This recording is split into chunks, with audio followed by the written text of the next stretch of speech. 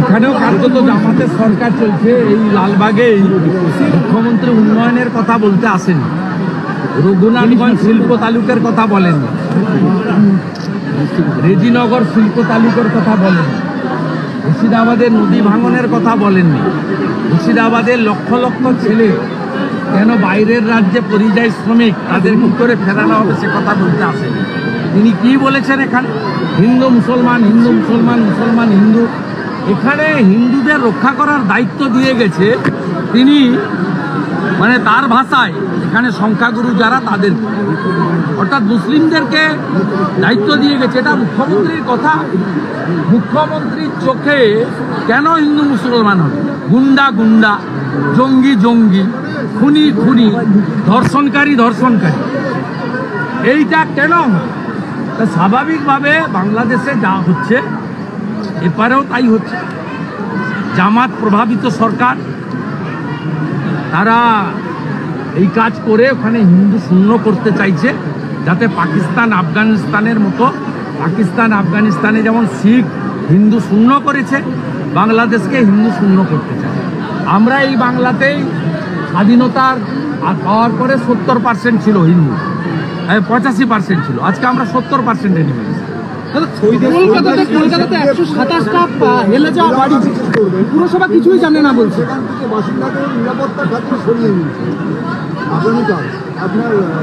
মুখ্যমন্ত্রী সরাব না, নিরাপত্তার কোনো প্রশ্নই নেই। আমাদের দেশে বিএসএফ আর্মি এরা এত দুর্বল না।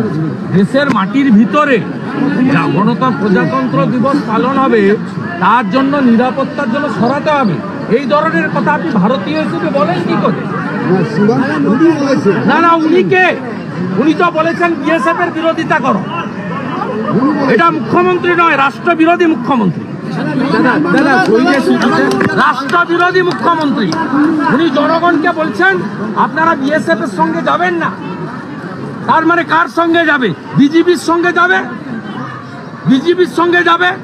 দেশের মাটিতে ভারতবর্ষ একটা উদার দেশ, হিন্দুরা অত্যন্ত শান্ত প্রকৃতির, আমাদের ধর্ম সেইভাবে তৈরি করে। সেই কারণে আমাদের নির্বাচিত মুখ্যমন্ত্রী এই ভাষা এখানে বলতে পারছে। সেটা দেবী যে জমিতে একটা হাসপাতাল করার কথা ছিল, সেই জমি নাকি আপনি আপনার নামে করে নিয়ে রাম মন্দির করবেন, যেটা বলছে। কে বলছে?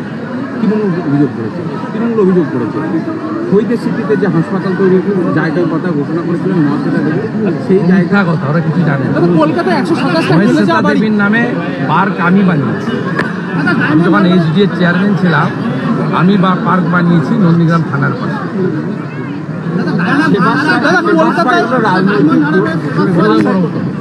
কলকাতায় 127টা হেলে যাওয়া বাড়ি, কলকাতা পুরসভা কোনো নোটিশ দেয়নি, কোনো কিছু না জানিয়ে কলকাতা পুরসভার মধ্যে 127টা ভেঙে যাওয়া হেলে যাওয়া বাড়ি তৈরি হয়ে গেল। কি বলবেন? কোনো বাড়ির বিল্ডিং প্ল্যান নেই, শুধু টাকা নিয়েছে। তৃণমূল মানে টাকা মারা কোম্পানি। নদীয়াতে বাংকার উদ্ধার হয়েছে, বাংকার, সব বাংকার উপরে ফেলবে বিএসএফ, যথেষ্ট সব উপরে ফেলবে। বিএসএফ সক্রিয় হয়েছে, এদের 12টা বাজিয়ে 13টা হয়। তৃণমূল কর্মী খুন,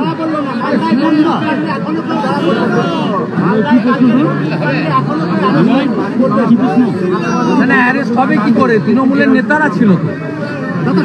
লাইসেন্স বন্দুক রাখলেই এইভাবে প্রকাশ্যে ফায়ারিং করা যায়? তার তো লাইসেন্সের কন্ডিশন ভায়োলেশন হয়েছে। সে যদি আক্রান্ত হয়, তার প্রতি আক্রমণের জন্যই ওই বন্দুকের লাইসেন্স। তাকে সামাজিক অনুষ্ঠানে গুলি করার জন্য নয়। দক্ষিণ চব্বিশ জাতীয় সড়কের ধারে তৃণমূল পার্টি আক্রমণ হয়ে গেল সরকারি জমির উপরে, স্থানীয়রা রুখে দিয়ে মারধর করেছে। প্রথমে মারধর করছিল, তারপরে জনগণ জেগে উঠছে।